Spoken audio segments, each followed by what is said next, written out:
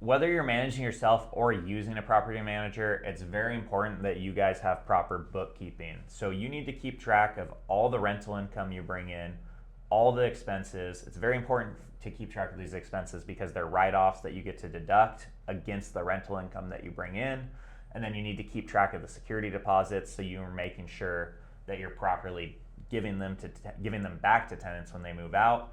And then you need to keep track of the lease agreements, especially when you buy a property. You are inheriting the leases from a previous owner. So it's very important to track and then see what the security deposits were on that.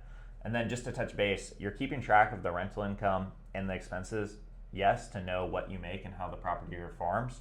But this is very important information that you need to give to your CPA, or if you're doing your taxes yourself, you have, so you can properly report all this information. So there's a variety of work that goes on between different properties. If you have a nice property and you had a good tenant, typically you're just going in and hiring a professional cleaner and they're cleaning the unit and you can move the next person in.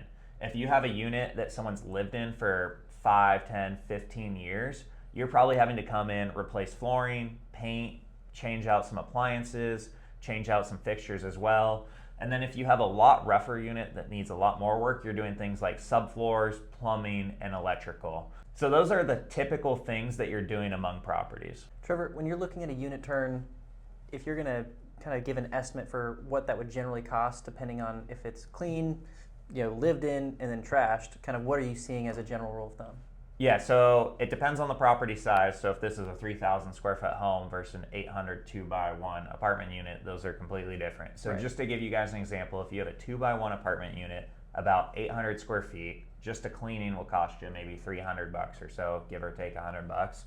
If you're doing paint, floors, some basic fixtures, maybe some countertops and cosmetic things, you're looking at anywhere from $10,000 to $20,000 probably.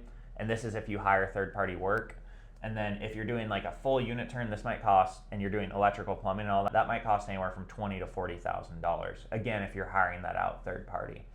So when you're thinking about doing these things, you want to think about the cost to do the work yourself versus having someone do it, and the time it takes.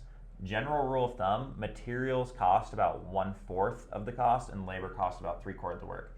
So when I'm saying it costs us $15,000 to do paint, floors, fixtures, and some appliances, right? About 4,000-ish of that is probably just material cost itself. The flooring might cost $3,000, and then the paint $500 type of thing. Yep.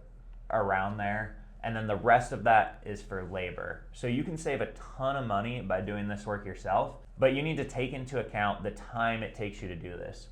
So if you are renovating a unit and it's going to take you 6 months to turn and it rents for $1,000 a month, that's $6,000 in vacancy that you may have versus paying someone to go do that work and have them do it in 2 weeks. So you need to do a comparison of the time you are losing by not having this unit rented versus the extra cost of paying someone else to do it. Right. And this is another thing I used to do starting out. I would go do all the work myself because I had more time than money, so it made a lot of sense. And then I knew what it took to do that work, and I knew generally what it cost as well because I'd done it before. So I'd learned a bit about it, just like property management. So another really cool part about hiring out third-party work for this stuff is you can avoid a lot of the annoying things that you come across. So I have a good friend, Dane, and my business partner as well. He was learning how to turn units early on because I wanted to learn how to do this stuff, and he went out to a property we had, and the tenant left raw chicken in the shed out back. So he threw up just from the pure smell of opening the shed that they had left in there in 100-degree weather for months at a time after they moved out. And he had to go learn what it takes to turn that unit and how tenants can leave properties. So another pro of hiring a property management or outsourcing this work is you're not going to run into those problems as well. That sounds rough. Yeah, it was pretty bad. So if you're self-managing, there's a few tools and sites you guys can use to make it easier on yourself. So for determining market rent when you're renting out a property, you can go on rentometer.com. It gives you a bunch of rental comps. Or you can go on Zillow.com or apartments.com and see what other similar properties are renting for to help you better understand the market and price your property. Zillow, apartments.com, and Facebook Marketplace are also great places to post your listings. This is where people are going to find units or properties to rent out. So you can use those sites for free to advertise your properties. Zillow and apartments.com also have tenant screening tools, meaning someone can apply through those websites when they see your unit, and they can fill out an application and go through the screening process and pay something like 30 to 50 bucks to fill all that out and get a background and credit check. The Oregon Rental Housing Association and Multifamily Northwest are two websites online of organizations that offer you guys all the legal forms you need. So these are super cheap legal forms. You can get a package of all the notices, all the lease agreements, everything you could possibly need with some instructions on how to use them.